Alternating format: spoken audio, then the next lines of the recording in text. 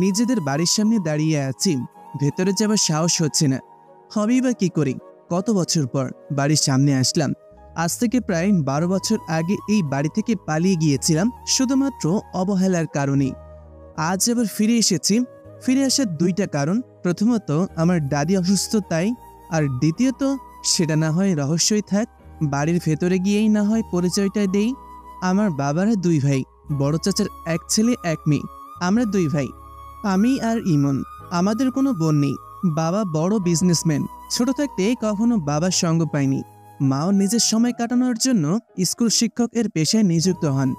বাড়িতে আমি আর দাদি আর বড় ভাইয়া ইমন থাকতাম, আর কাজের লোক। চাচা চাচিরা বিদেশে থাকে।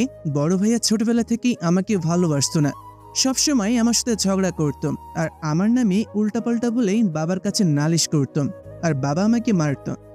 এভাবেই অবহেলা পেতাম আমি। মাও বড় ভাইয়াকে বেশি ভালোবাসতো, আমাকে শুধু দাদিই ভালোবাসতো। আমি যখন ক্লাস 8-এ পড়ি, সেই বছর বাড়ি থেকে পালিয়ে যাই।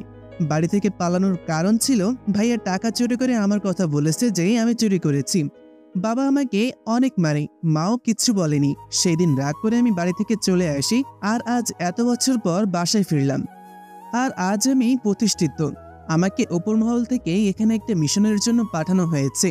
আর এখানে এসে জানতে পারি দাদি খুব অসুস্থ, তাই এখানেই আসি, না হলে অন্য কোনো ফ্ল্যাটে উঠতাম। বাড়ির গেট দিয়ে ঢুকলাম, বাড়ির সামনে কয়েকটা গাড়ি দেখতে পেলাম, হয়তোবা কেউ এসেছে।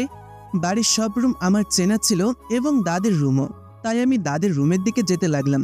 দাদির রুম থেকে অনেক শব্দের আওয়াজ পাচ্ছি। আমি দাদির রুমের সামনে আসলাম, তখনই আমার সামনে একটা মেয়ে এসে দাঁড়ালো। দেখতে খুব সুন্দর। মেয়েটা আমাকে বলল, আপনি কে? আপনাকে আগে তো এই বাড়িতে দেখিনি। আমার মুখে মাস্ক, তাই মেয়েটা আমার মুখ ভালো করে দেখতে পাচ্ছে না। মেয়েটাকে ভালো করে দেখলাম, কিন্তু চিনতে পারলাম না।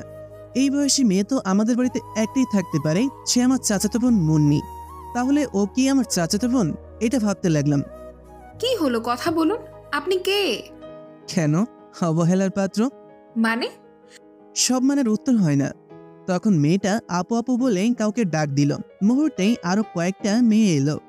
এই মেয়েটা আমার থেকে বড় হবে। কি হয়েছে দিশা, এত ডাকাডাকি করতেছিস কেন? ও, তাহলে এই মেয়েটার নাম তিশা। তাহলে এই মেয়েটা আমার চাচাতো বোন না।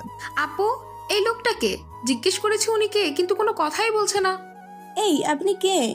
আর আমাদের বাড়িতেই বা আসলেন কি করে? হেঁটে হেঁটে এসেছি। দেখছো কি ফালতু ছেলে, ওকে এক্ষুনি বের করে দাও বাড়ি থেকে। আপনারা কারা? আমাদের বাড়িতে দাঁড়িয়ে আমাদেরই বলছি আমরা কে? বুঝলাম না, আপনাদের বাড়ি মানে? মানে হচ্ছে আমি এই বাড়ির বড় ছেলে ইমনের বউ, আর ও আমার বোন। ও, তাহলে এ আমার বড় ভাইয়ের বউ, আর এ আমার বড় ভাইয়ের শালিকা।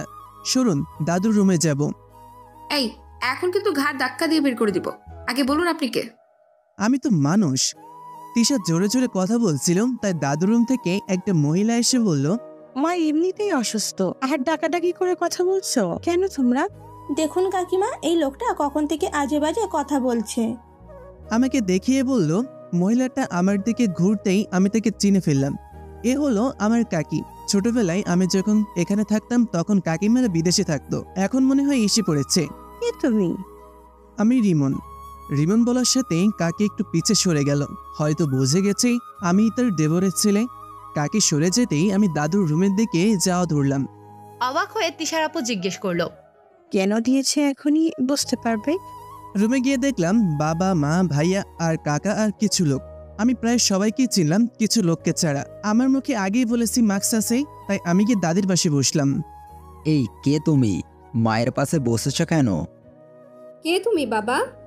তখনই কাকি এসে বলল, ও রিমন। রিমন বলার সাথে সাথেই পুরো বাড়ি যেন নিস্তব্ধ হয়ে গেল। মা বাবা দুইজনেই কাতর চোখে আমার দিকে তাকিয়ে আছে।